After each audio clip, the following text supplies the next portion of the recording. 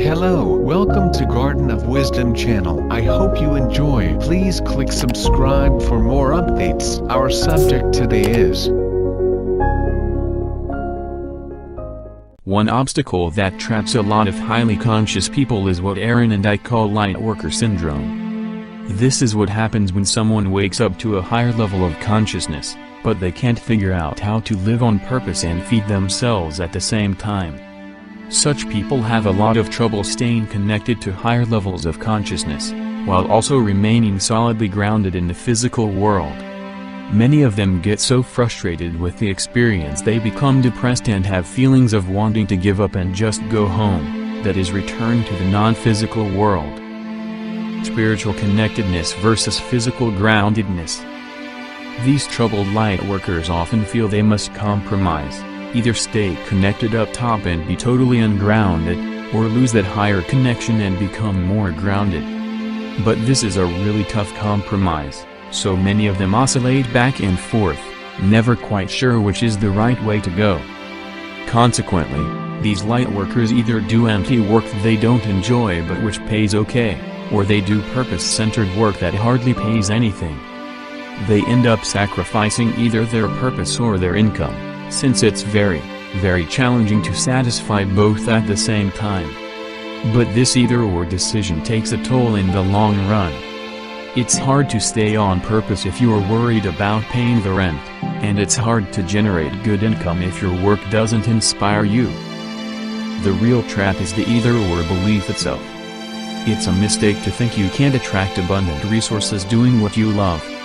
It's also a mistake to think that staying broke is the best way to help other people.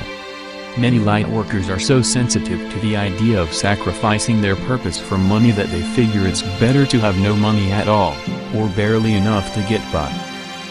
As is typical of other lightworkers, I'm very sensitive to the idea of making money the wrong way.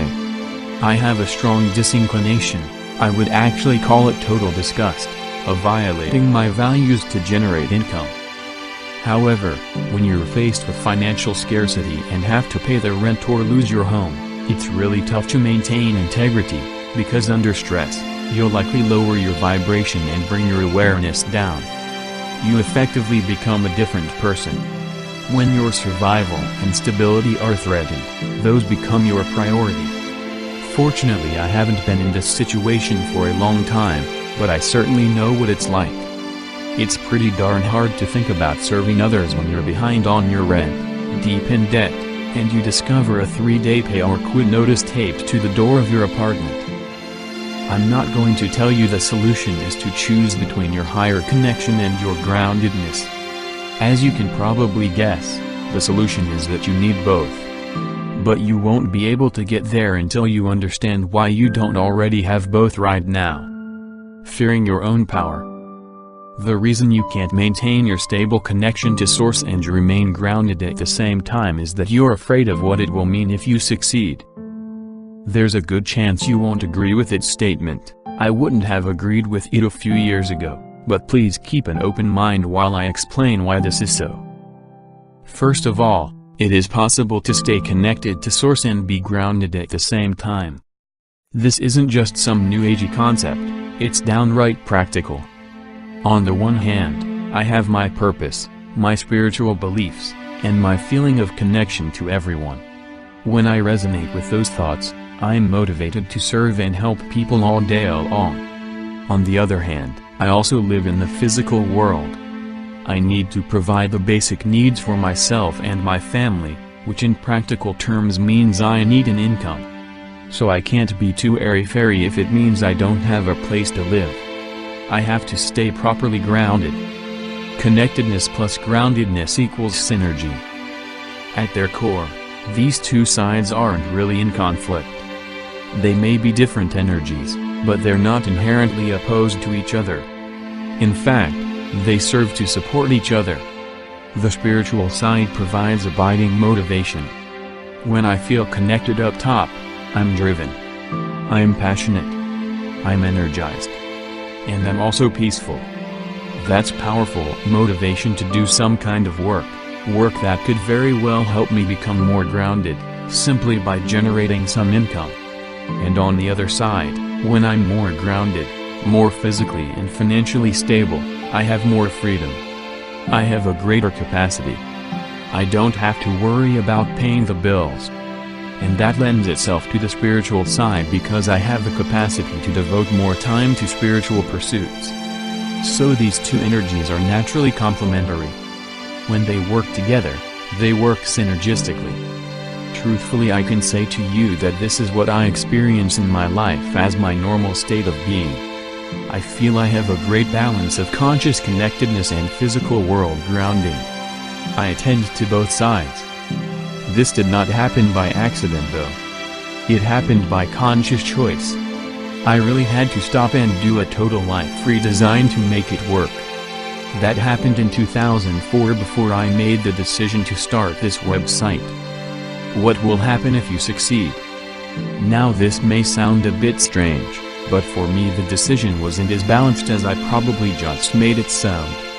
I know a lot of would-be lightworkers are concerned they can't make a living pursuing their purpose. I didn't have that problem though. I felt confident I could make a living at it somehow. What really held me back was whether I felt comfortable doing it at all. My real fear was, what's going to happen if this actually works? What if I succeed? Only after I achieved a stable balance between connectedness and groundedness did I begin to recognize this same pattern in other lightworkers. At first I figured it was unique to me, but I was wrong about that. I see the same pattern everywhere now. Whenever I see a broke lightworker, I invariably see an underlying fear of success. If I confront the person about it, they will usually resist the notion, which I completely understand, but the pattern is so strong that once you see it, it's undeniable. The real barrier to achieving the connectedness-groundedness balance is the limiting beliefs you may have about what will happen after you achieve this balance. What will realistically happen when you're honoring your life's purpose and making more than enough money to sustainably do it for the rest of your life? Well, I can tell you what will happen because I've already turned that page. Here's what's likely to happen. You're going to succeed in a big way. When you're doing what you love and generating plenty of income from it, it creates a positive spiral. Those two sides support each other. Your purpose drives your actions drive your results, and your results produce income. Your income gives you more freedom and more fuel for your purpose. And the whole thing just keeps going because once achieved, it's a stable pattern. With great power comes great responsibility. This might sound like a good thing. And truthfully it is a good thing. But I'm sure you've heard the expression, with great power comes great responsibility. And that is exactly what Lightworker Syndrome sufferers fear most. They fear that if they actually succeed, they'll have a lot of responsibility on their shoulders. That fear is what kills their income. The best way to increase your income is to help more people. In practice it's not that difficult to do, if your beliefs will let you. The desire to reach out and help more people is what drove me to build so much web traffic. I've met many lightworkers who are able to provide genuine value to others, but they're doing so on a very limited basis. When I toss out a few simple suggestions on how they could fairly easily double their income, or more, by doubling the number of people they help, without working harder or longer, the usual response is resistance and excuse-making. I can see the real answer in their eyes though. They fear what will happen if they actually succeed. So they keep themselves in a position where they make just enough to maintain the status quo, but not enough to get ahead. And if they do somehow make lots of money, they'll keep themselves so busy they won't have the time to seriously think about their true purpose for being here. Overcoming fear of responsibility. I ran this exact pattern for many years. The only way I escaped it was to confront those fears head-on. I admitted to myself that I had the internal resources to be doing much better, but I was holding myself back. I knew I wasn't doing my best, but why not? I wasn't doing my best because I wasn't ready to accept the consequences of doing my best. If I really did my best, I'd have a bigger impact. I'd draw a lot of people to me. I'd end up with a lot of responsibility. Scary. Well, guess what? Those fears were accurate. I do have a lot of responsibility. Once I achieved the connectedness, groundedness balance and got that positive spiral going, my results took off. They're still taking off. This website is now getting about 200,000 page views a day. I'm generating way more income than I need to cover my basic needs, more than $1,000 per day, whether I work or not. I fully expect this increase will continue spiraling for a long time to come. But I didn't reach this point by focusing on getting more and more from myself. That kind of motivation would have been too weak. My real motivation comes from a deep desire to make a positive difference in the world. My passion comes from my purpose, not my income. However, I couldn't tap into that motivation until I first overcame my fear of success. I had to first accept that if I did my very best and succeeded, I was going to end up with far more responsibility. I had to become a vibrational match for that scenario, otherwise I'd never be able to attract it and maintain it. I had to answer those tough questions. Who am I to reach the point of influencing thousands of people a day, even while I'm sleeping? Who am I to tell people how to improve their lives? Who am I to try to make a difference? Subconsciously I couldn't handle those questions, so for years I just maintained my status quo position as a seemingly contented computer game developer. Occasionally I would journal about them though, but it wasn't enough to get me past the underlying fear of success. Position versus power. What eventually allowed me to break that pattern was when I looked at the situation from a different angle. I was thinking about the idea, with great power comes great responsibility, and I noticed I'd been assuming that my power would increase if I really did my best. In other words, I equated power with position. As my position increased, so would my power. And thereby so would my responsibility. At that point I had a revelation that threw me for a loop. What if power didn't come from position? If I have the potential to achieve a greater position, but I'm not pursuing it, doesn't that mean I actually do have the power? If I don't exercise my power, it doesn't mean I'm powerless. It just means I'm inactive. I thought to myself, crap. I've been thinking all this time that I'm staving off power, and thus responsibility, by declining to act. But all I'm really doing is giving up control. If I have the potential, then I have the power, which means I have the responsibility to, whether I act on it or not. Failure to act does not relieve one of responsibility. It was then that I had an epiphany. I realized I could never escape responsibility by failing to act. The only thing I could escape was control. This is why I say you can give up control but never responsibility. Responsibility is a given. That realization gave me a good kick in my complacency. Even though I felt like I was in a relatively powerless position on the outside, in that moment I finally accepted my inner power. That included accepting responsibility for that power. And of course, by the law of attraction, once I began resonating with that inner power, it was only a matter of time before the outer world reflected it. If you've been following this website for a year or more, then you've seen that manifestation unfolding before your eyes, and you'll see that process continue over the next year as well. Responsibility is a privilege. That thinking process got me out of my ego and past my fear of success.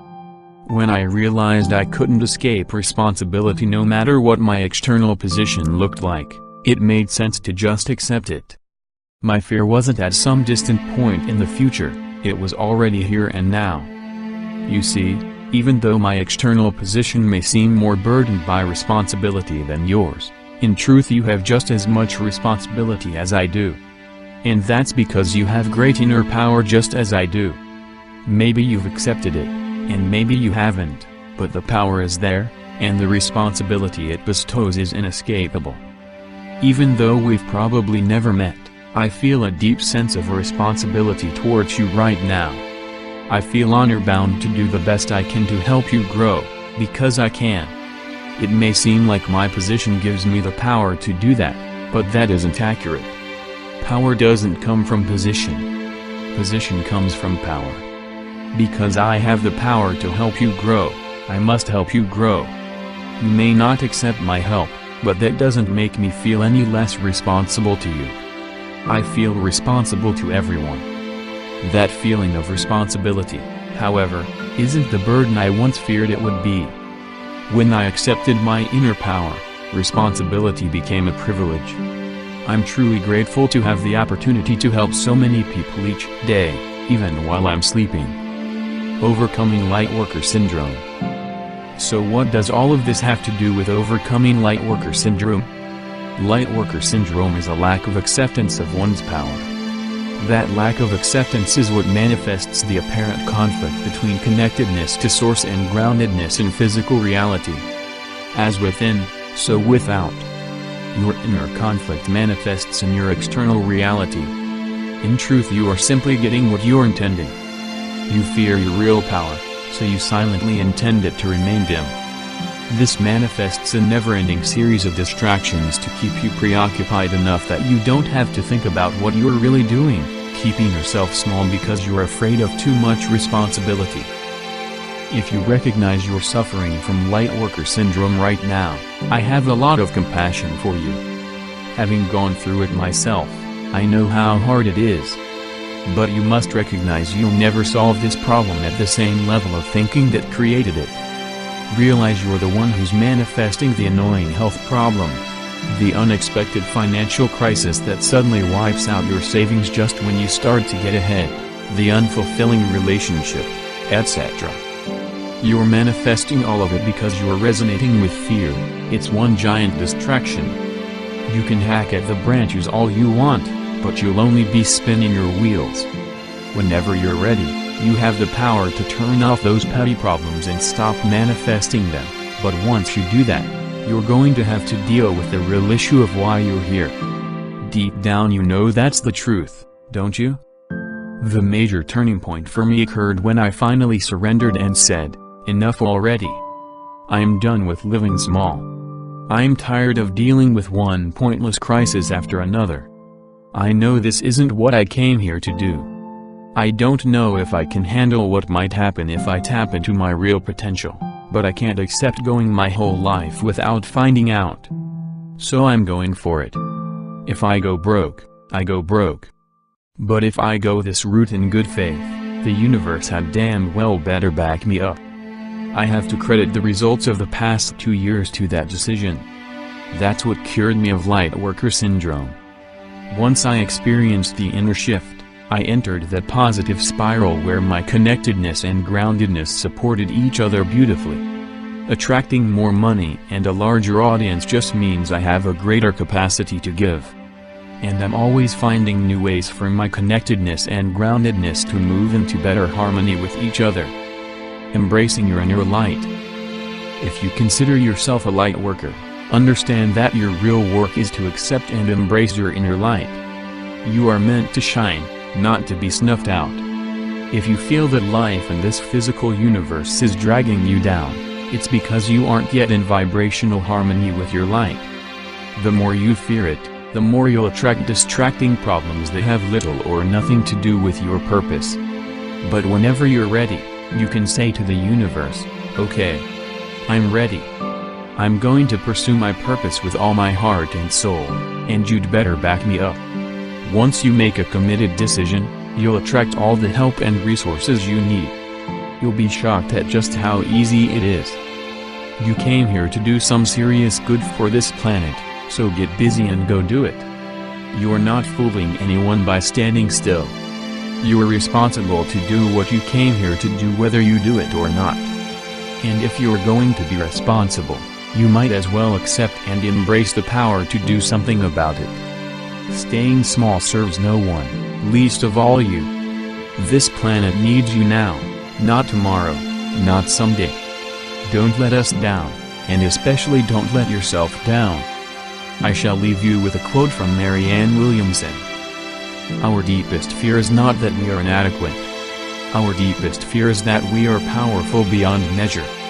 It is our light, not our darkness, that most frightens us.